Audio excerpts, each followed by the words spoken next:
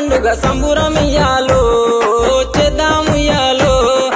10 రోజులు నిదురగాసి సావిటిలో దేవుని చూసి 10 రోజులు నిదురగాసి సావిటిలో దేవుని చూసి ఆకి దేవుని మదిల దలిసి అటాలాడుదమా ఆ అమర జీవి ప్రతిమ నిలిపి పాటలు పాడుదమా అక్కి దేవుని మదిల దలిసి అటాలాడుదమా ఆ అమర జీవి ప్రతిమ నిలిపి పాటలు పాడుదమా